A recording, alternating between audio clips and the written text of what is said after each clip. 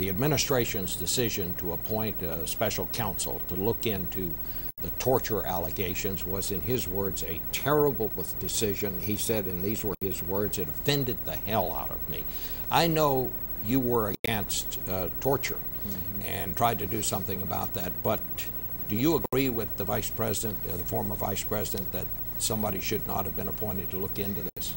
I believe that the President was right when he said we ought to go forward and not back. I worry about the morale and effectiveness of the CIA.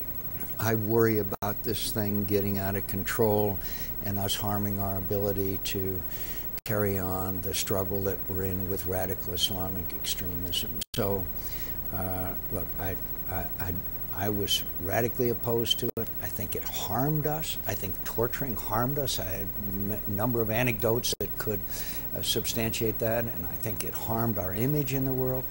But for us now to go back, I think would be a serious mistake. The President had said that he wanted to go forward, but this apparently is a decision made by the Attorney General, and the President, I guess, says he's going to go along with it. Well, the Attorney General has a unique position in the Cabinet, obviously. He can't be told what to do by the President of the United States. But I think it's a mistake. I think in the future we'll find out it's a mistake.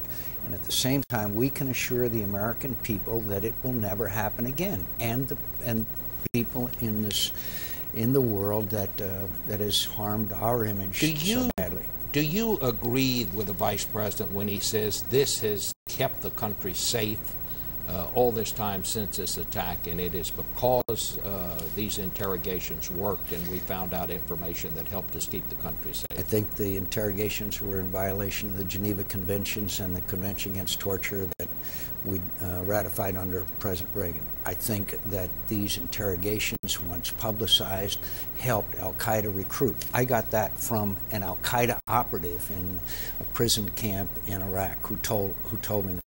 I think that the ability of us to work with our allies was harmed, and I believe that information, according to the FBI and others, could have been gained through other methods. When you say an al-Qaeda operative told you it helped them, what do you mean? I was in Senator Lindsey Graham and I were in Camp Bucca, the 20,000 prisoner camp. We met with a former high-ranking member of al-Qaeda. I said, "How did you succeed so well in Iraq after the initial invasion?" He said two things. One, the chaos that existed after the initial invasion, there was no order of any kind. And two, he said, Abu Ghraib pictures allowed me and helped me to recruit thousands of young men to our cause. Now that's al-Qaeda.